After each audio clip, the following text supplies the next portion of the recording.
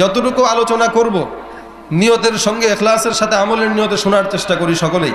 আমি আপনাদের সামনে একটা আয়াত তেলাওয়াত করেছি। আল্লাহ পাক রব্বুল আলামিন এই আয়াতের ভিতরে আল্লাহ এবং পয়গম্বরের ইতাআতের কথা বলেছেন। সাহাবা একরাম পয়গম্বরের সঙ্গে বসা। এখন এক সাহাবী বলতেছেন, হুজুর আমরা তো আপনাকে অনেক ভালোবাসি, মহাব্বত করি, তো প্রত্যেক দিন আপনাকে যদি না দেখি আমাদের অন্তর ভরে না, মন ভরে না।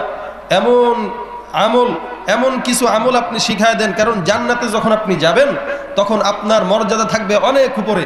ওই মুহূর্তে আপনার সাক্ষাৎ যদি না পাই কিভাবে থাকবো? তো এমন কিছু কথা বলেন, আমল দেন, যে আমলের কারণে জান্নাতেও যেন আপনার সঙ্গে থাকতে পারি। আল্লাহর নবী সঙ্গে সঙ্গে বললেন, আল মারউ মা'a মান আহাব্বা, যে যাকে ভালোবাসবে তার সঙ্গেই তার হাসর নাসর হবে। ভালোবাসেন খাজা বাবাকে, খাজা বাবার সঙ্গেই হাসর হবে। যদি খাজা বাবা উল্টা হয় তাহলে তো অবস্থা শেষ। আর যেই পীরকে ধরেছেন ওই পীর যদি আল্লাহওয়ালা হয় তাহলে অবশ্যই এই আল্লাহওয়ালাদের সঙ্গে থাকলে আল্লাহর বরকতে, রহমতে অবশ্যই জান্নাত পর্যন্ত পৌঁছা সম্ভব।